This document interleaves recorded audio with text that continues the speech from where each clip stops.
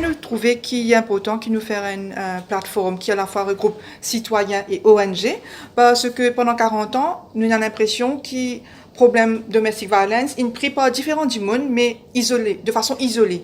Aujourd'hui, ce que nous peut demander, c'est que nous peut demander la création d'un écosystème solidaire, déterminé, pour qu'il nous capable de lutter de façon plus efficace contre les violences faites aux femmes.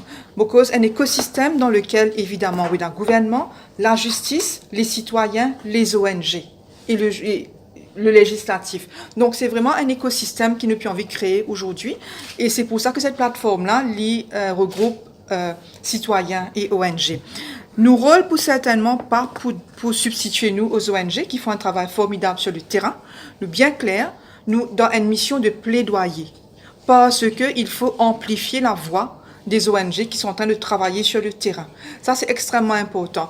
ONG, c'est qui emballe, moi, qu'on emballe depuis plus de 20 ans, c'est qui depuis 20 ans, nous ont coopéré les mêmes affaires. Donc, nous sommes capables d'amplifier et nous sommes capables, en tant que citoyens aussi, jouer nos rôles.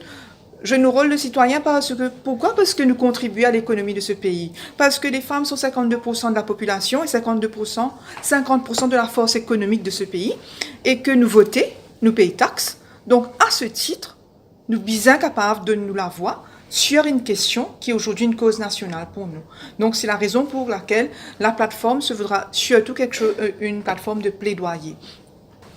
Nous pouvons continuer pour ce nouvelle demande, c'est-à-dire un poste de police plus gender-friendly, création d'une unité spécialisée. Nous demandons plus de moyens. Nous pouvons redemander la mise sur pied d'un domestic violence court. Pourquoi il est important aujourd'hui qu'il y ait un cour de justice qui occupe en priorité tout ce cas-là, et en attendant l'institution de cette cour, qu'il y ait un fast track pour tout un case de gender-based violence, parce qu'aujourd'hui, on est capable d'attendre dès 3 ans avant votre case passé, vous êtes capable de mourir 20 fois pendant ce temps-là. Et nos prochaines actions va être bien claires, dès janvier, un atelier de travail pour formuler ces propositions et envoyer ces propositions à toutes ces instances.